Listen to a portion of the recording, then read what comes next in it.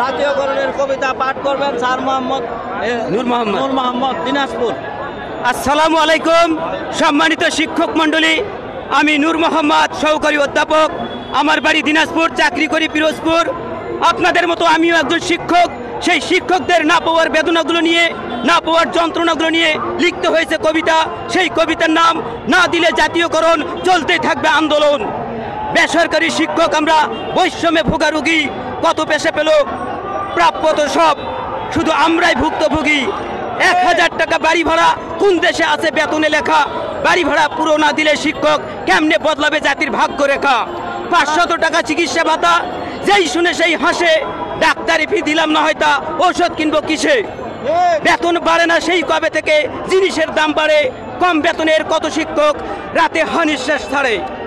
মাস না পুরাতে বেতন পুরাই, ঋণ করতে হয় আরো। আচ্ছা বলুন তো, বিল্ডিং বাসা বেতনে কি হয়েছে কারো? আংশিক বোনাস ভাতা দেয় বটে, বাকিটা রাখে সেটে, কর্তন দাতাও বেতন কাটে, নাটকীয় ইনক্রিমেন্টে।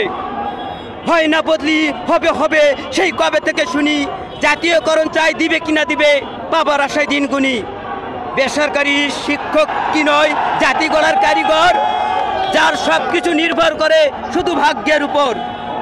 সরকারি যারা খায় মাংস ইলিশ, তাদের যায় সুখে দিন রাত। বেসরকারি শিক্ষক মোরা ভত্তা মরিছে, খাচ্ছে পান্তা ভাত। শিক্ষক পেশায় চাই না আর বৈষম্যের নীতিমালা, শিক্ষার উন্নয়ন চাইলে আগে দূর করো শিক্ষকদের সব জ্বালা। অনেক হয়েছে, অনেক হয়েছে, আর নয় এবার করতেই হবে জাতীয়করণ। এই প্রাপ্য আদায় না হলে আজ এখানেই হবে মোদের মরণ, এখানেই হবে মোদের মরণ।